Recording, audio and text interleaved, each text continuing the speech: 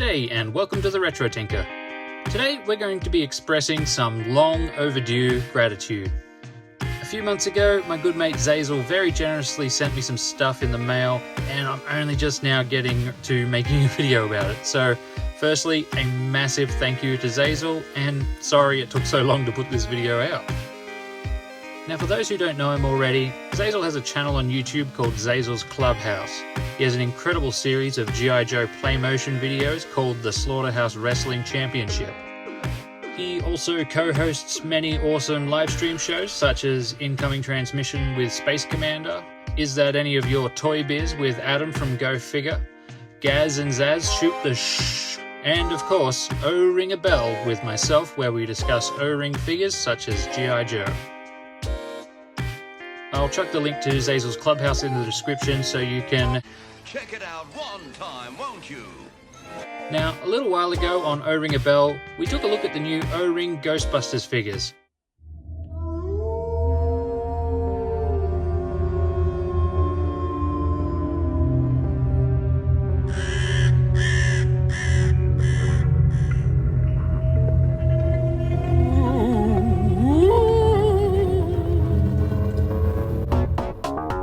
When things go bump in the night, who you gonna call?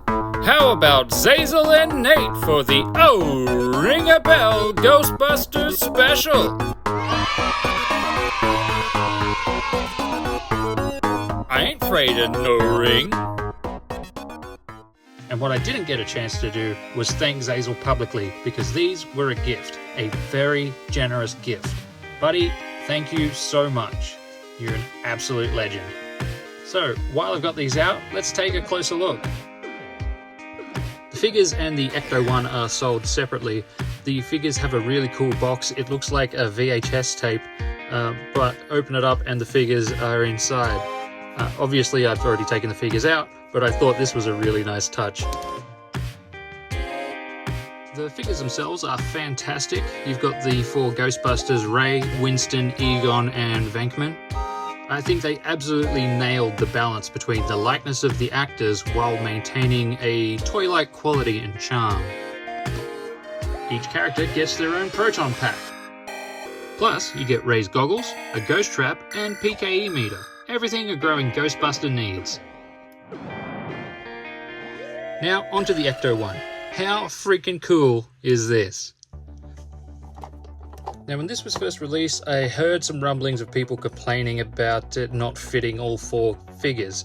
But what I think they've forgotten is back in the old days, a bench seat would fit 3 adults. So, while it's a bit of a squeeze, you can actually fit all 4 characters.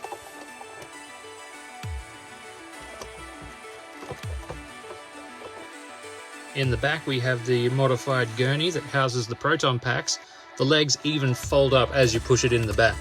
That's really cool.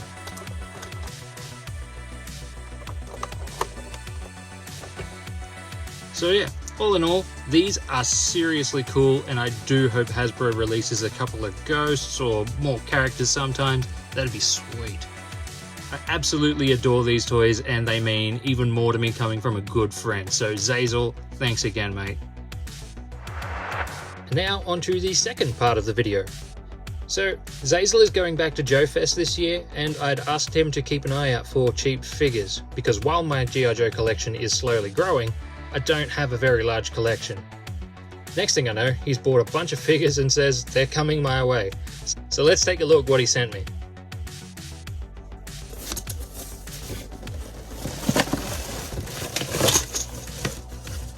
That is a whole pile of awesome right there. Opening this up a while back, I was just overwhelmed and completely gobsmacked. And obviously I haven't put them on my shelves yet because I wanted to do this video. So let's take them out one by one and have a look at what we got. Okay, first up we have a 1989 version 3 Snake Eyes, and best I can tell he's actually complete, which is something new and novel to me. None of the Joes that I had already actually have all their accessories, and in fact most of them don't have any, so this is a refreshing change of pace. And he's a freaking awesome figure. Love it.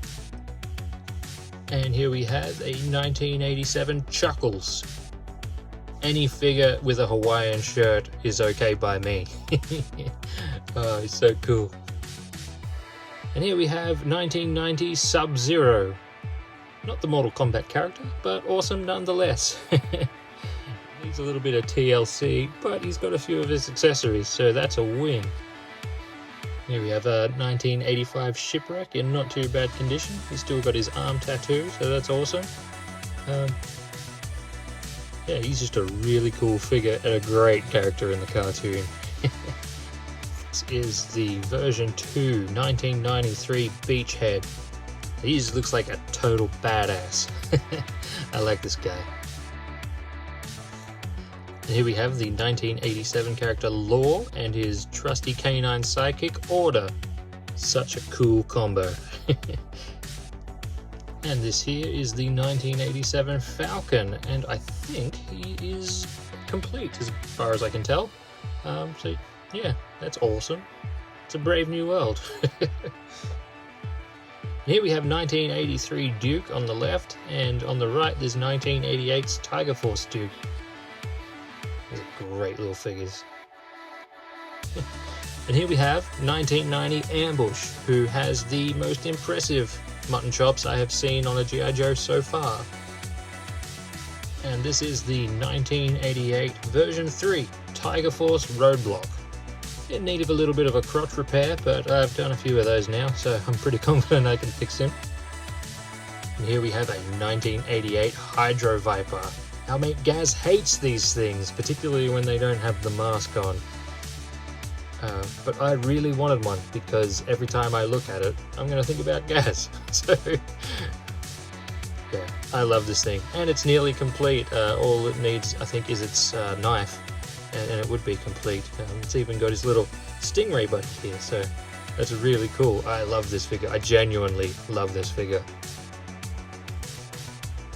And here we have a 1988 Iron Grenadier. These dudes look so badass. I love them. So this is the 1988 version 2 Storm Shadow, and I'm pretty sure he's complete as well. Well, this is the thing unheard of. This is the 1989 Norgahide, the Dreadnought Poacher. He's a really well sculpted figure, in my opinion. Not the most impressive set of mutton chops I've seen today, but still pretty good. Now these here are 1986's Xandar and Zarana, who are the brother and sister of the leader of the Dreadnoks, Zartan. Mum and Dad really like those Z names, don't they? Anyway, Xandar's got a broken crotch and he's had a bit of gluing done on one of his arms. But other than that, they're both complete, which is half the battle. So yeah, really happy with these two. And this is 1985 Keelhaul. Such an awesome nautical dude. Now the winner of the best mustache of the day goes to this 1989 Dogfight. Now Dogfight came packaged with an aircraft, but he does have his gun, so other than the vehicle, he's complete and looks awesome. Now this creepy looking chap is Nemesis Enforcer. I don't know too much about him yet. I'm not quite up to the Cobra La stuff in the lore, but yeah, he looks pretty cool. Now this one is a 1984 Copperhead. Needs a bit of a repair in the crotch, but other than that, he's in really good shape. Yeah, awesome figure. Really dig the color scheme on this one. And lucky last, we have this 1986 Lowlight.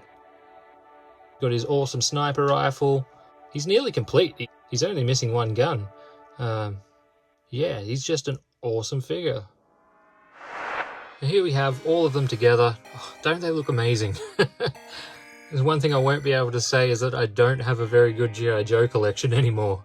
Xazyl, you've single-handedly solved that.